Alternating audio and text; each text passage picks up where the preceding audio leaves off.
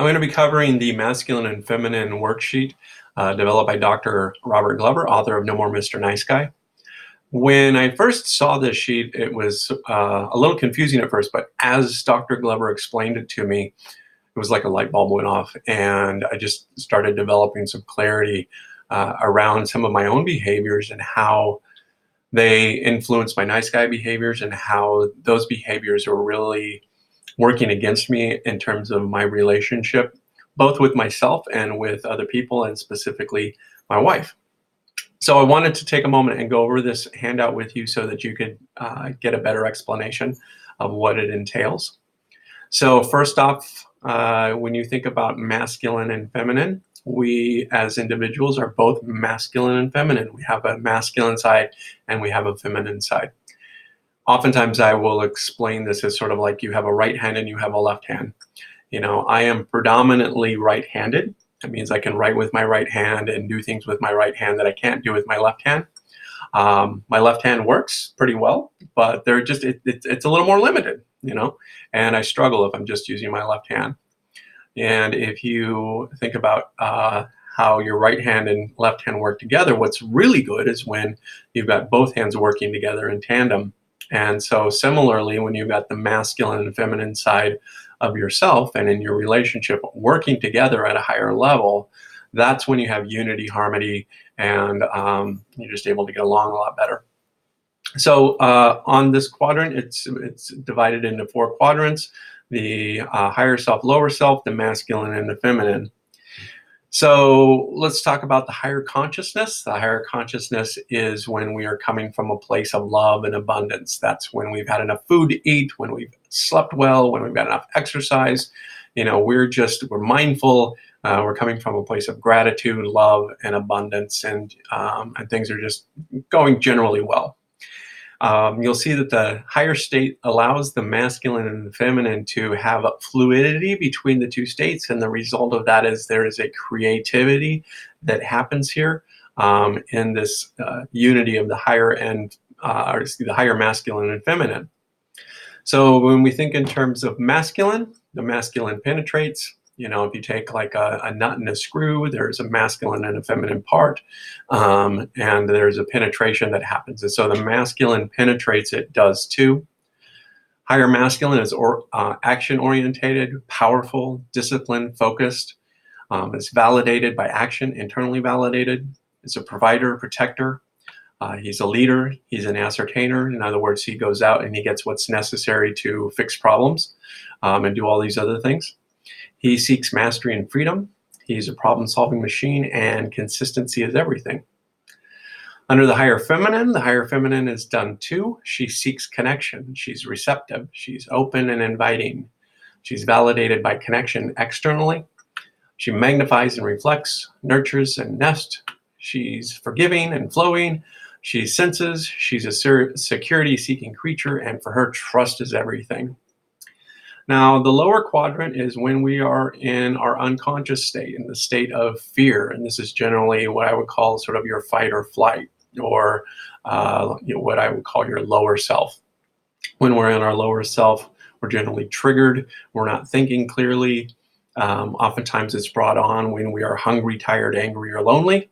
And what we have to do is sort of like recognize when we get into that state, which isn't always easy to do. When you're in that state, you know, you don't think to yourself, oh gosh, I'm in my lower state, I need to get in my higher state. But if you can start to develop that mind skill, or that skill and that mindset, it can be really helpful. So if we look at the lower feminine, behaviors in the lower feminine are things like being helpless and feeling victimized, taking things personal, getting resentful, being needy, feeling trapped, becoming passive aggressive, withdrawing love, and hurt says hurt. In other words, if the way you hurt me, I'm going to hurt you back. The lower masculine unconsciousness, that the lower masculine is controlling, dominating, rigid, aggressive, rageful, abusive, destructive, and hurts before hurting. So I sort of make a preemptive strike. If I think you're going to hurt me, I'm going to hurt you first. And you'll see that there's this sort of rigidity between these two states. In other words, they don't cross over from one to another, with the exception of victim puking, and I'll talk about that in a moment. So if you think in terms of nice guy syndrome, one of the things that's typical for most nice guys is that we drop it when we're in our unconscious state or our lower consciousness, when we're in that fear and deprivation, we tend to drop down into lower feminine. And ironically, we tend to attract women who, when they are in their lower state, tend to drop down into their lower masculine. The thing that I've discovered is that there is nothing more unattractive for a woman than a man that's in his lower feminine. And there's nothing more unattractive for a man than a woman that's in her lower masculine. And this is where a lot of conflict happens. So now the thing that happens with the lower feminine is she's staying over here in this quadrant until she can't take it anymore. And then that's what happens, we call a victim puke, where the feminine crosses over into the lower masculine, and that adds a conversation that starts something like, you always do this, you never do that. We start blaming, we start, just kind of going through the litany of the list of all of our resentments, everything that's happened over the course of our relationship. And it was just sort of like puking all over the other person, in this sort of state of victimhood of all of these things that have been done to us. And so the idea behind this chart then is, if we can recognize which quadrant we're in, then we can make a conscious effort to get back up in our higher state. Now, this isn't always easy, because when you are down in your lower consciousness, you are triggered, and you're in that fight or flight. One of the things that happens when we're in our fight or flight state is that we get a neurochemical called cortisol released into our body. Now, cortisol's job is to shut down non-essential items that are, or any bodily function that's not essential to immediate survival. So, for example, if 10,000 years ago you're out on the Serengeti and a lion's chasing you, you're not going to feel hungry. You're not going to be thinking about, gee, I need to have some lunch right now. You're going to be, in pure survival mode at that point. So one of the things that the body does, or the brain does, with cortisol is it shuts down the prefrontal cortex. Now, your prefrontal cortex is the part of your brain that's responsible for logic, decision making, rational thought, wisdom, that kind of thing. If you're driving down the road and a car cuts you off, you can't sit there and think to yourself, "Oh, gee, let me think." See, back in driver's education, I was supposed to put my foot on the brake and turn out of the way. No, you'd be dead by that point. And so your fight or flight takes over, and you just automatically go into muscle memory. And then oftentimes what will happen is something like that happens, is you'll be driving along, and then all of a sudden you'll realize, hey, I don't know how I got here.